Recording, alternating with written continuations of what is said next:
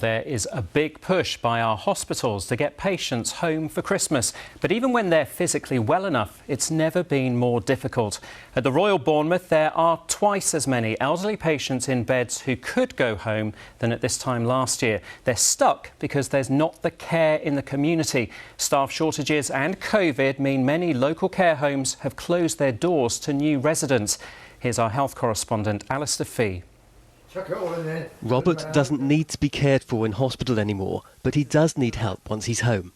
Just somebody to cook my meals and do my laundry and just normal things, really. So you just need a little bit of support so you can live independently? Yeah, that's right, yeah.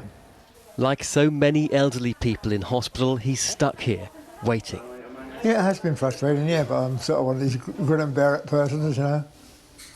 Yeah. It's one of these things that happen. James, how are you feeling?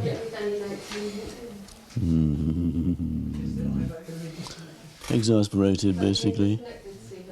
There's nothing really wrong with me except I've got to do anything. For James to leave Bournemouth Hospital, he needs a community bed where he'll get the therapy he needs to get strong again.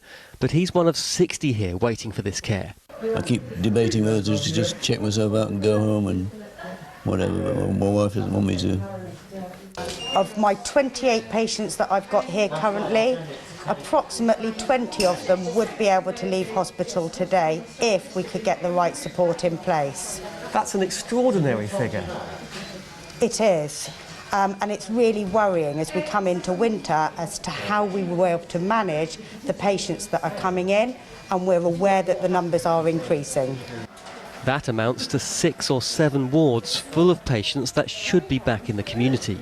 At the moment there are around 160 people across the trust, well enough to go home.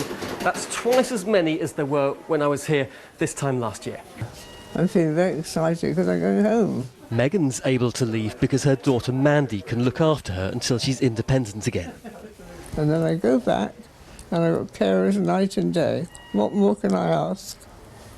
It sounds like you've got everything in place to get back to full strength again. Yes, that's right. Exactly right. With an eye on the challenges that January might bring, the hospital is urging more families to do what they can to help. It could be terrible and it could be okay, and I don't want to be a Grinch about Christmas, but we need to be sensible. We have to prepare. We have to prepare in hospital, we have to prepare in the community, and we have to depend on all of us, and families included, to take their loved ones back to a safe environment to help us make the bed space for our sick patients coming in. I've been here too long and now I'm stuck. Dolores is yet another desperate to leave. Just want to go home. Home is a home. And there's better family being together, but I don't know. I just feel awful. I couldn't sleep. At the night time, it's awful for me. The NHS can only function best with a healthy social care system, but there are reports that 30 care homes in the Bournemouth area have closed their doors to new residents because of COVID and staff shortages. Since I met Dolores and Robert, thankfully they're now home. But James and many others this Christmas are still waiting. Alastair Fee, BBC South Today. An issue we will continue to follow, of course.